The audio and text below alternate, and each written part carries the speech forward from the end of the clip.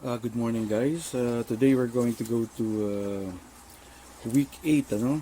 Now, as of this video, wala pa tayong week 9 kasi naubusan tayo ng papel, no? So, I think we still have to wait, ano? Although there are some subjects na wala ng week 8, ano? But still, as I have discussed to you, I'm going to check your handouts until week 7.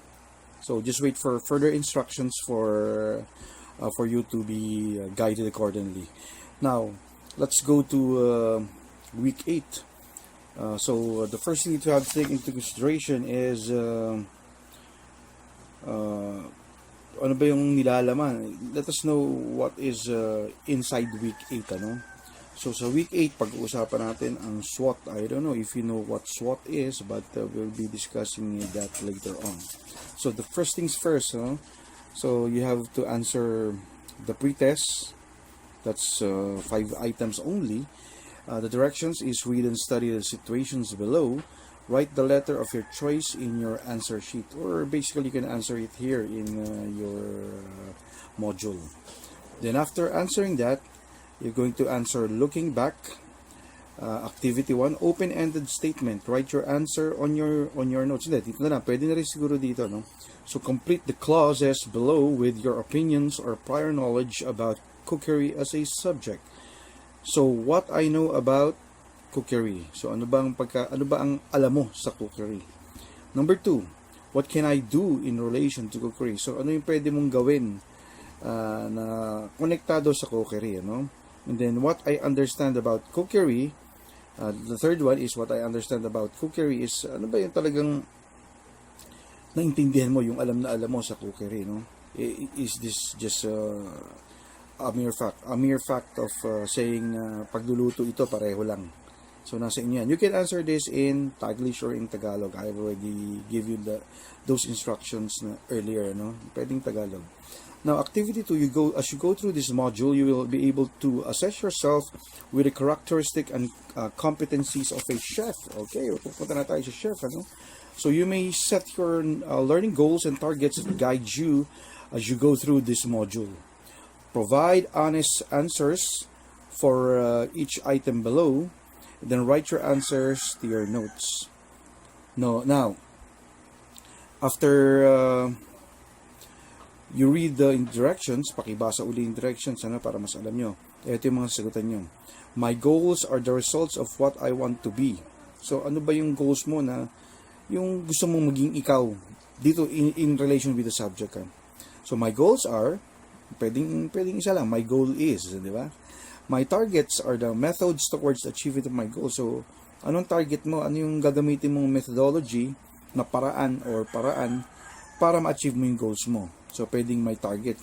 Siyempre, kung isa lang goal mo, pwedeng isa lang din ang iyong target. Okay? So, pag nasagot nyo na yan, so, bibigyan na kayo ng katakot-takot na palakpakan. And please bear in mind, hitik na hitik sa activities ang week. Okay, let's continue. Let's give a brief introduction of cookery. Na naman, 'di ba? Parang 'di ba, na-discuss na ito dati, tapos ito na naman binabalik na naman. Pero sige. For their sake, review ulit. Let's take this up again. These learning resources focuses on the course of cookery under home economics or home economics strand of the TVL track. Actually, this is already connected with your grade 11 and grade 12 studies. Okay, so senior high na to.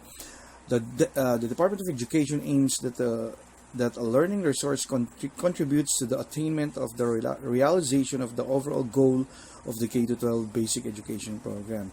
So huwag niyo kalimutan ang K-12, yan pa rin ang ginagamit natin. Hindi basta ba yung sinasabi ng ibang tao na tanggalin yan, guys. That cannot be. Simply because nakabatas na ito at saka marami nang nagastos dito.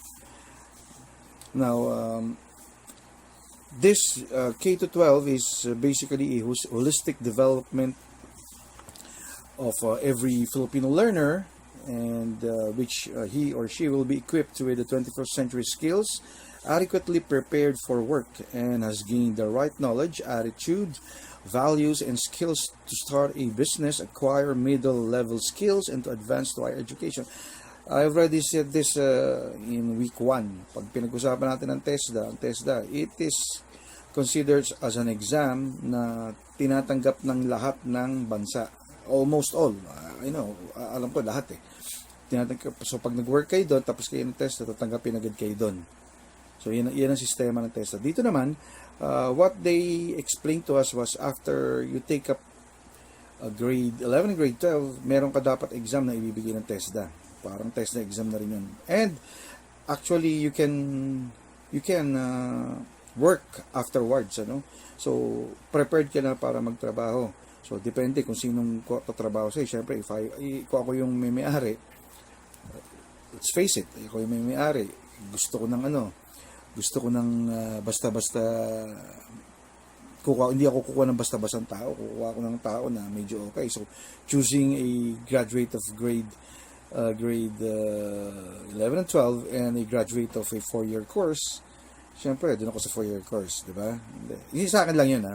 I don't know with the others, siguro, baka ganun nga hindi nangyayari kasi maraming na nagsabi sa akin na ganun nga ang nangyayari. Okay? Ang choice is always yung graduate ng 4-year course or 2-year course kaysa graduate lang ng senior high.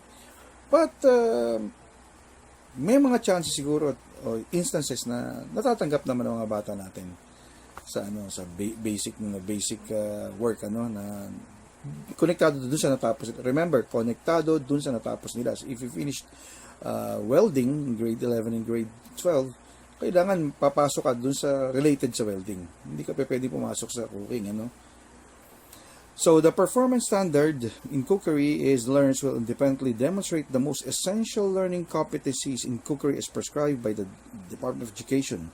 The content standard, the learners demonstrate an understanding of core concepts and theories in cookery lessons. Ito guys, dun sa handouts na binigay sa amin a few years ago ng DepEd, which is actually galing sa K-12, K-12 studies. Ito yun. Okay, ito yun.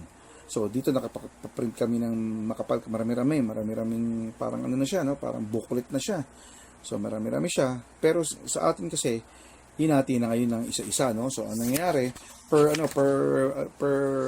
week tayo, may module tayo, pero doon ang module namin isang buo na. So, papabook bind na lang or lagyan sa folder para hindi masira. Learning outcomes. The student should be able to explain the basic concepts in cookery. The student should be able to discuss the relevance of the course, and the student should be able to explore opportunities for cookery as a career. Dito, cookery, hindi mo na kailangan magtrabaho dito. Lalo na ngayon, usong-uso ang mga nagbebenta sa bahay. Katulad ni Sir Tambong, isa sa pinakamagaling natin mag-bake yan. Napakagaling mag-bake niyan. So yan, binebenta niya. Now, the basic concepts in cookery are as follows. Cookery is defined as the art and science of preparing food for eating by the application of heat. So I already discussed this. The various preliminary methods by means of which food is prepared for the particular recipe or procedure are also usually included in this course or in this term. It is designed for students of diploma in food craft courses in HRM or Hotel and Restaurant Management under the tourism sector. So a lot of books elaborate on the concept of cookery, methods of cooking, and various features of a professional kitchen as basic principles of cookery. And cooking involves the application of heat to foodstuffs. The basic object of cooking is to tenderize, so pinapalambot, or in the case of flour goods, such as cake, to stabilize. So parang hindi masyadong lumaki na wala naman laman yung loob. Okay, yung maliit, sobrang liit naman na pag tinignan mo, ito, cake ba ito, diba? So it stabilizes food so that it will be easier. Tsaka yun pa, when stabilization comes, mas madaling i-digest. Now, the concepts of cookery is our basic co-design process that utilizes metaphorical ingredients as an analytical tool to identify the essential of a given situation. Pag sinabi metaphorical ingredients, ito yung ingredients na pwedeng ito totoong ingredients or gumagawa ka ng pamalit, ano, in such cases, ano. Ito yung sa tingin nila ang pinakamagandang ingredient na ilagay. Okay? It also uses these ingredients to create metaphorical recipes which are essentially network snares. Very basic. Diba? Metaphorical. Ito yung pinakakaiba. Ito yung hindi natin kakaiba. Ito yung pinaka-basic na pag ginawa mo, alam ko na kung ano ito.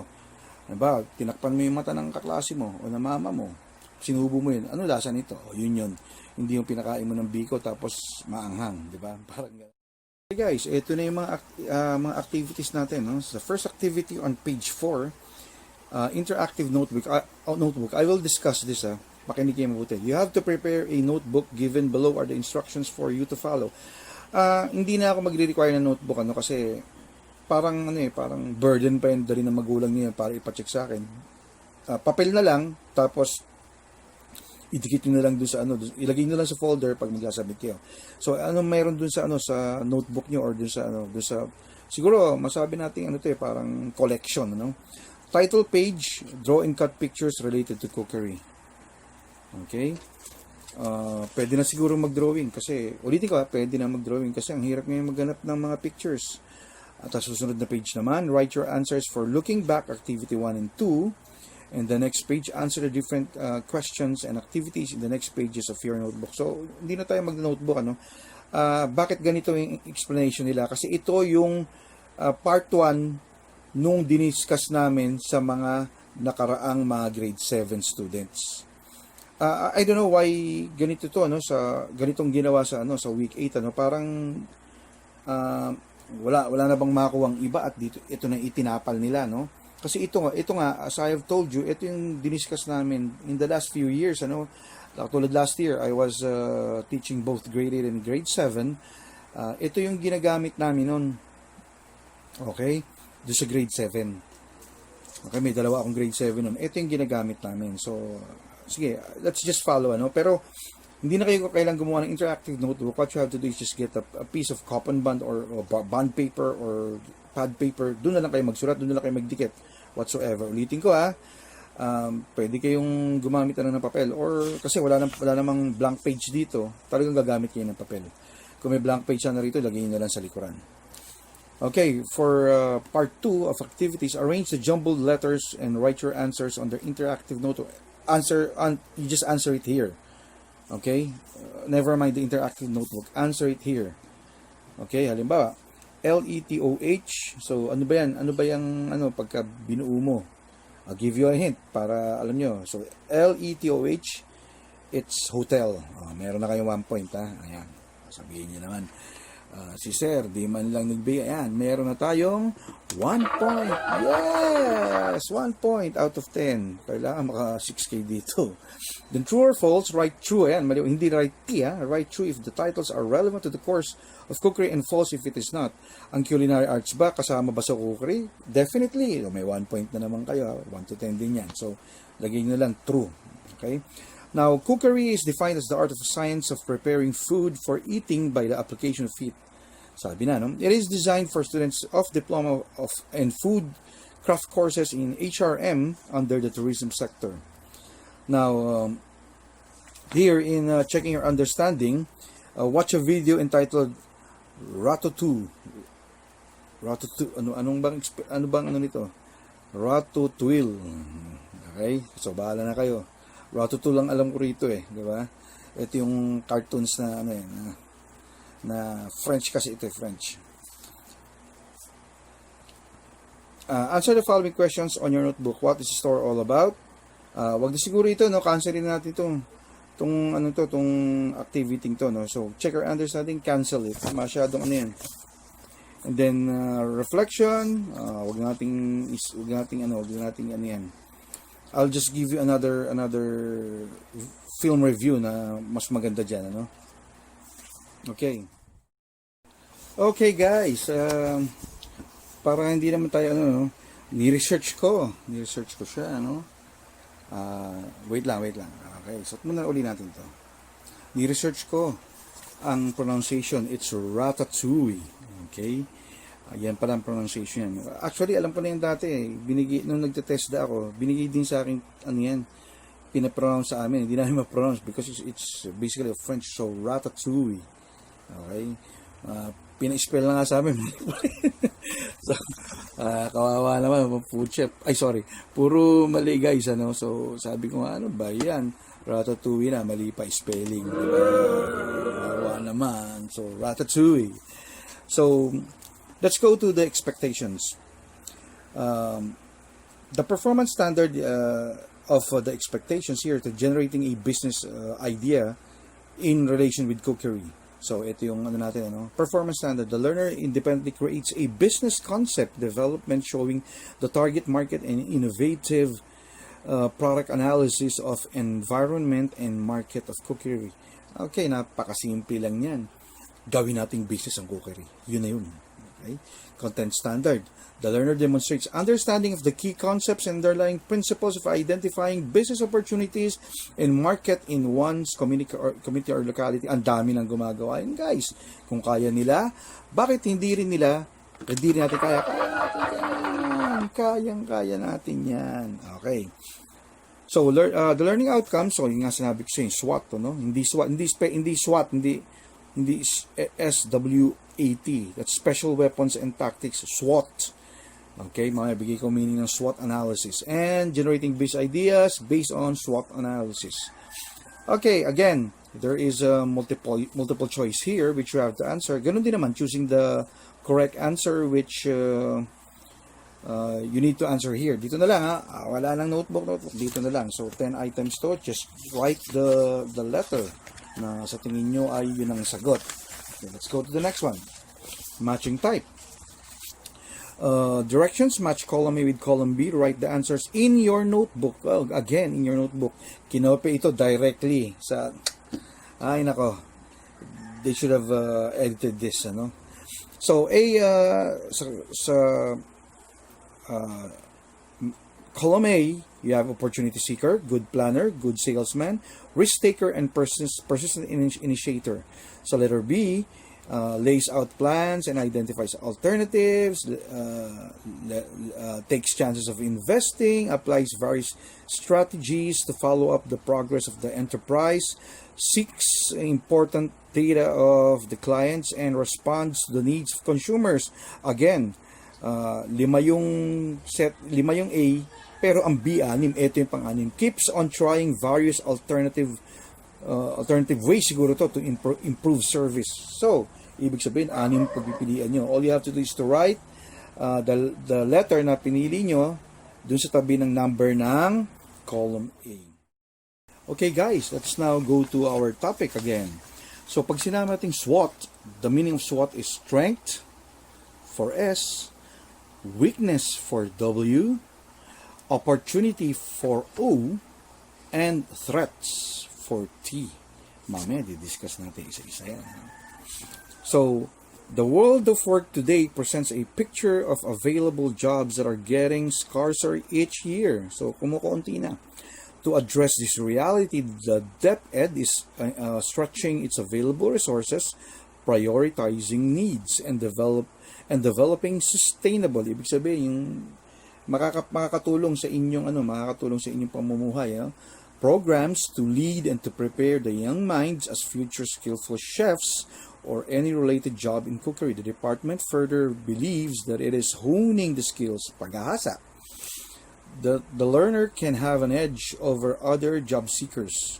The DepEd endeavors to equip the learners with the appropriate knowledge, attitudes, values, and skills necessary to become productive citizens in our country. So, binibigyan yung ating mga magagandang mga positive aspects natin sa sarili natin, binubuksan nila. At binubuksan din yung mga negative aspects para malaman mo na ito pala ay negatibo na hindi niya dapat ituloy. Ano ba? Yung katamaran. Tigil mo yan. So, most of the Filipinos are actively involved in different entrepreneurial sa Filipino, but in English, it's entrepreneurial skills. Okay? Pero pwede nyo gamitin mas kanina. Business na lang para ano pa, spell entrepreneur. Sir, business na lang. Mas mahirap pa rin 'yon. Okay. Skills or activities. So SWOT analysis.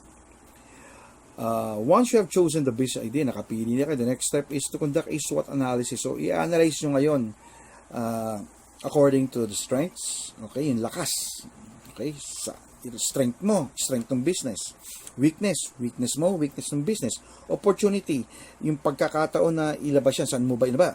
Usong-uso ngayon, ano bang usong-uso guys? Pares. Saan mo, ang dami nagbebenta, pero ang dami pa rin dumadagdag, saan mo ilalagay? Okay? Saan kayo magbi-business? Okay? And then, threats. Ano ba yung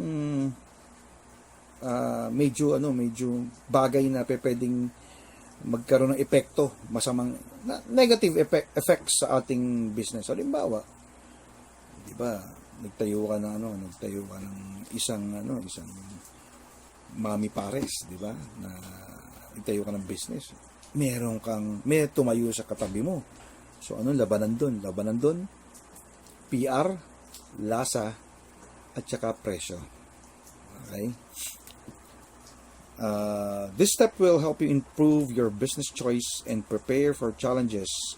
Okay, ito yung table, positive and negative, pakinggan yung buti. So, controllable factors, these are factors that we can still control. Kaya pa nating ayusin to. No?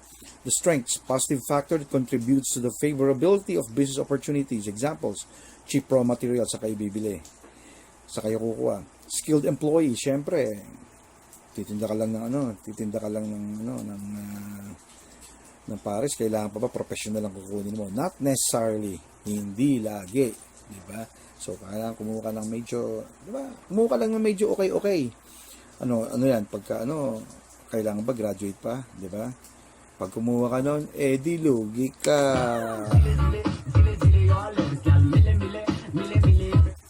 Okay, ease of management, yung madaling i-manage.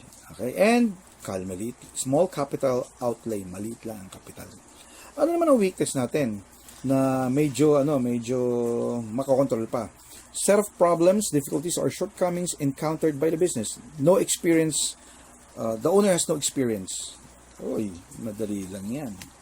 Wala kang experience, magkaroon ka ng experience yan. Pero kailangan, nagtatanong-tanong ka, diba? So, kailangan medyo mautak-utak ka. At, huwag niyong kalimutan, madiskarte ka. Daig ng madiskarte ang matalino, ha? Then, lack of capital. Kulang ka ng capital, paano ba gagawin natin? Utang sa 5-6 or utang sa 5-7 or basically, gumawa ka ng paraan. Okay? And then, poor location. Ayan, location napakadali. Pag hindi ka kumikita ron, lipat. Paano ba pag uncontrollable naman? Positive factors are not within the control. Wala kang control dito. Absence of similar products in the market. Ayan.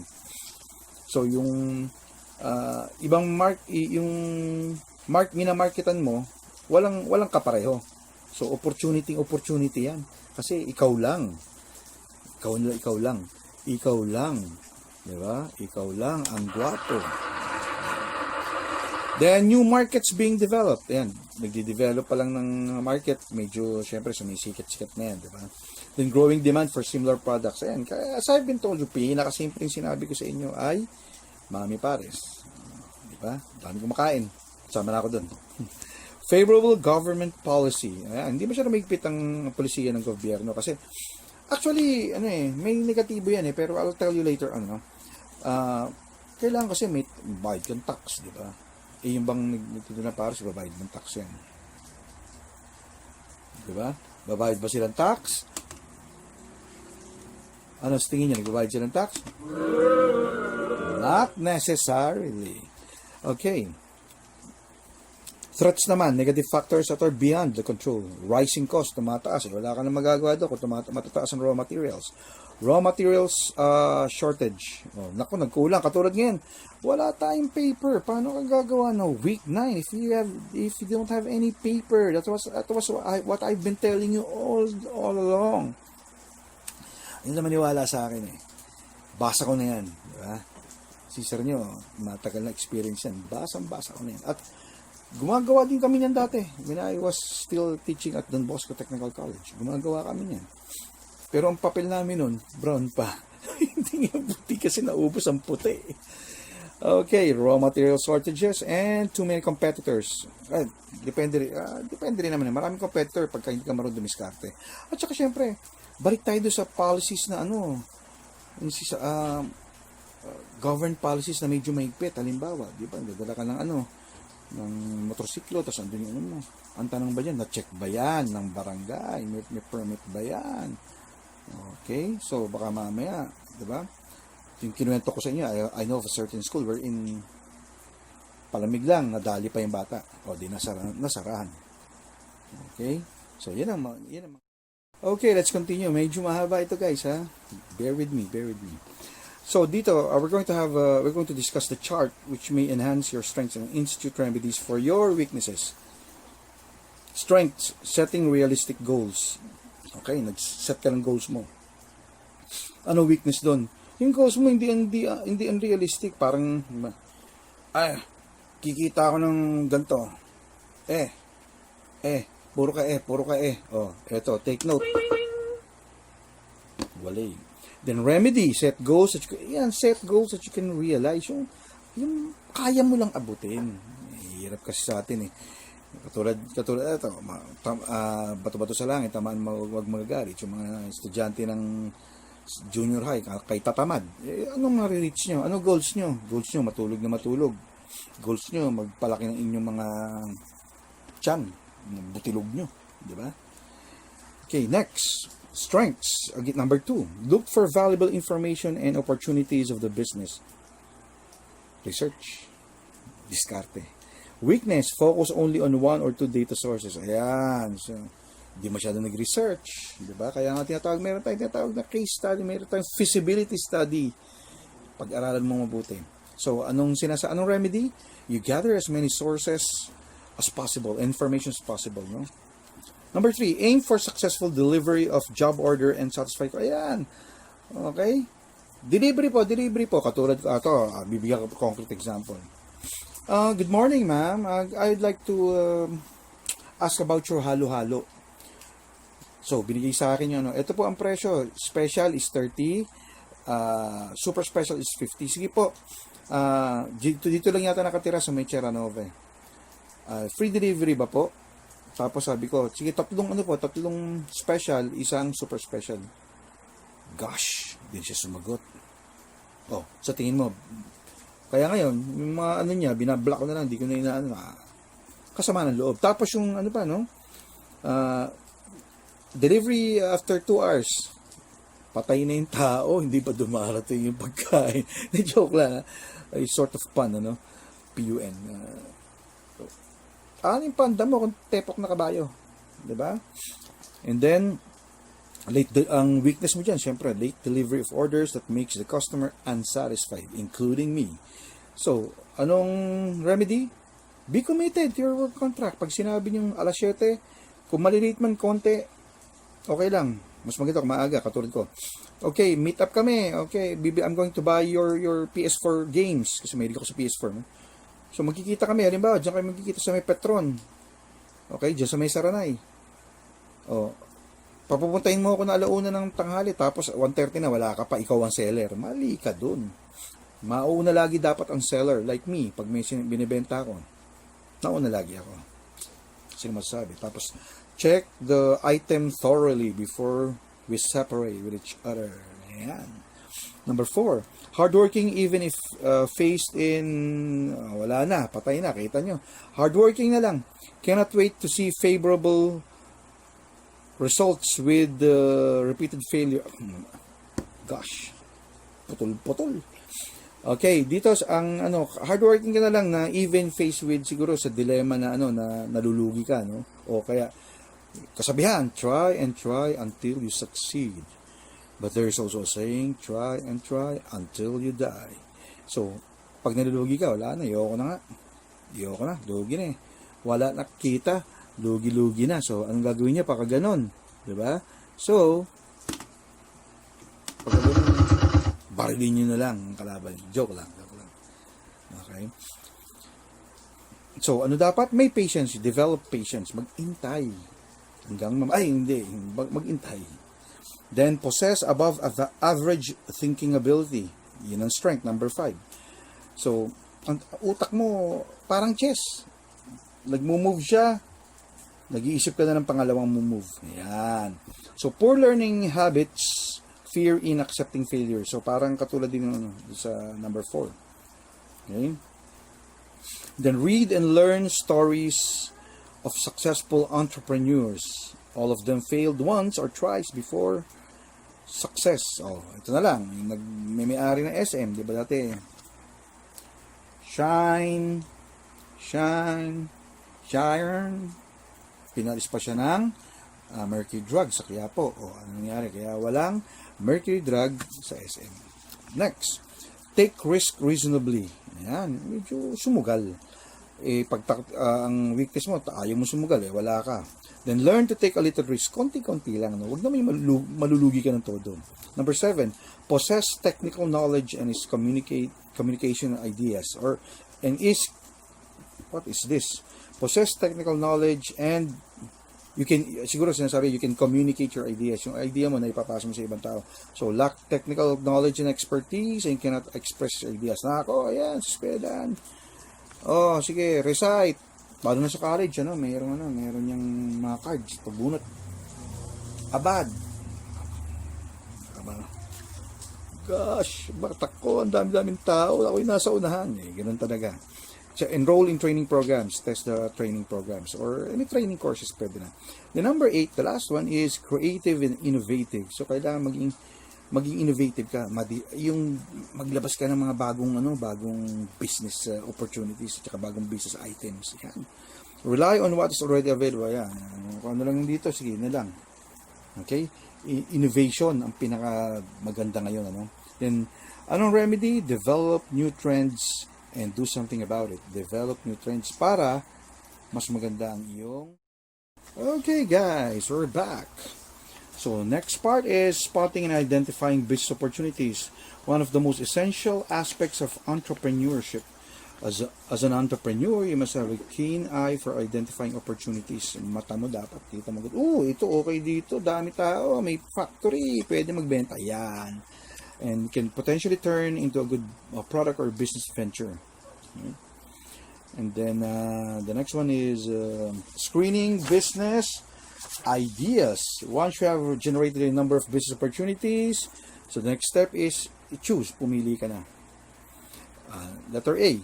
So ito yung mga criteria, Letter A, your personality and personal preferences. Personal preference mo yung pinakagusto mo. So, yung education, skills and experience mo, may training ka kunyari sa sa cooking o kaya baking, o di mag-bake ka, di ba? Work experience, yan. Meron ka bang experience? Siyempre, nung nag-training ka, may experience ka, pinagawa ka, pero lang kung nagdadaya ka, hindi ka gumagawa. And then support from family and friends. Yan. Support ng pamilya, very, very, very, very, very, very important. And letter B, the characteristics of a good business. Ano ba yung business maganda? Demand. Katulad niyon.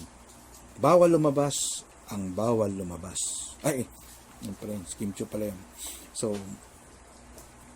pumili ka ng magandang produkto na malakas ang demand.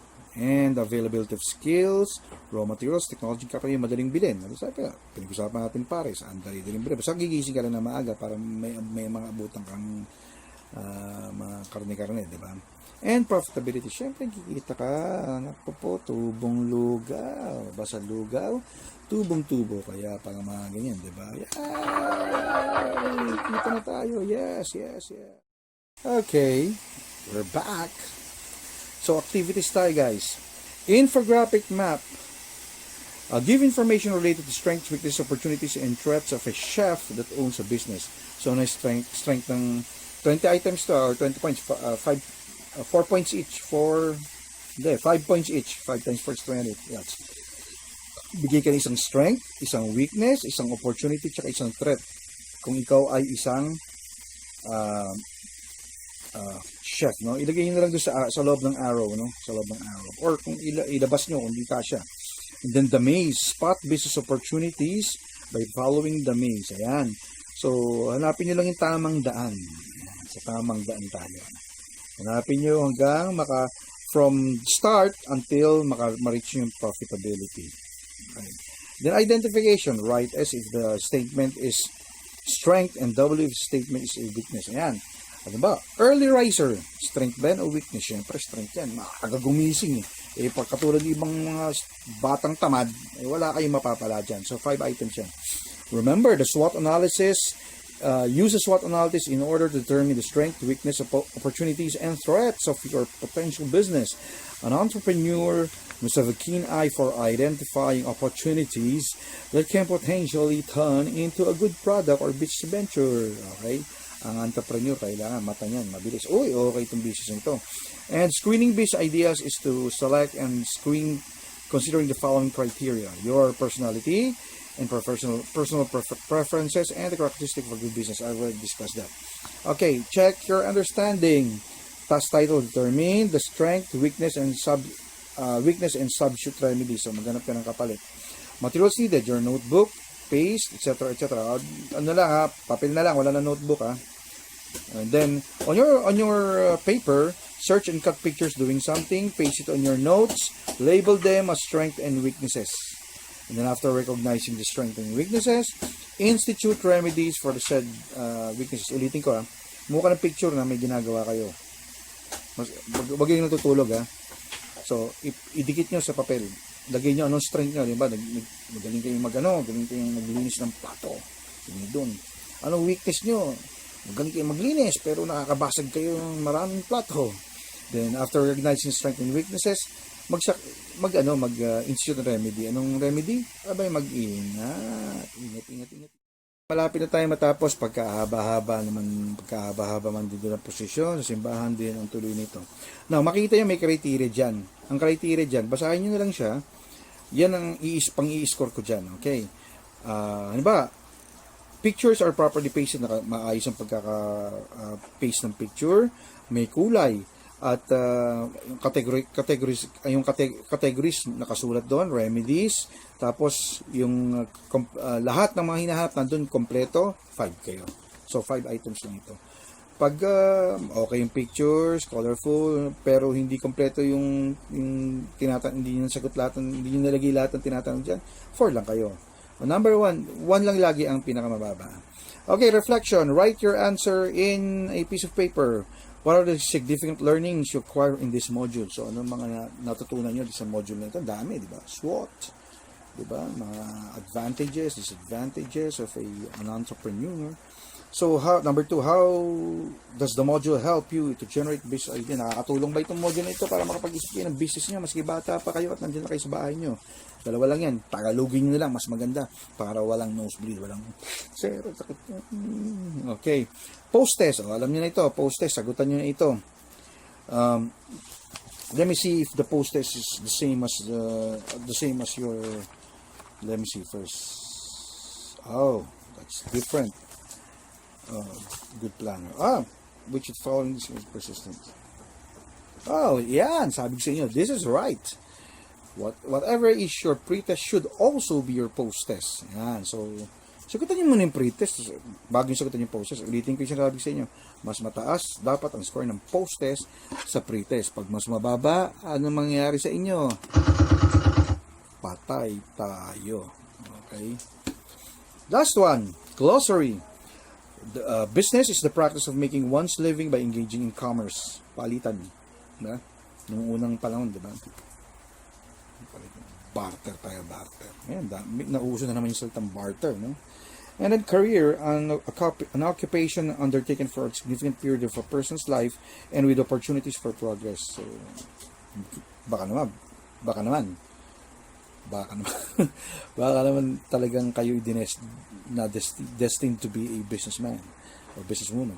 Cookery is defined as the art and science of preparing food for eating by the application of heat. Tagal ko nang diniscuss yan, first week pa. Then product is an article or substance that is manufactured or refined for sale. Pero hindi lang yan hindi lang product pwedeng halimbawa yung mga kalat-kalat sa inyo, binenta niyo yan. So that's still business, buy and sell ang tawag dyan. Okay? And the last one, SWOT, is strength, weakness, opportunity, and threats. Okay guys, napakahaba naman ito. Ang daming activity. Sakit na naman ang ulo ng mga matamad nito. Now, paalala ko lang sa inyo wala pang sinasabi kung kailan ng week 9, but I will still be checking week 1 to week 7. Ang week 1 and 2 tapos na yan Huwag niyo sabihin sa akin, sir, for those who chose modular, kayo dapat ang unang-unang nagsasubmit. Hindi yung kayo ang hindi nagsasubmit. Actually, may mga section sa akin na hindi nakakagawa. So, pinagmeetingan na namin guys yan. I'm going to explain that to you on the time of our class. Ano ba ang napag-meetingan namin regarding the grading system? Pwede mo magbigay ng blanco? Pwede. So, pag blanco, ibig sabihin, walay grade. Okay? Yan na. Tapos na po ang ating ano ngayon, ating lecture. So, tayo na sa lahat at ingat lagi and see you sa klase natin.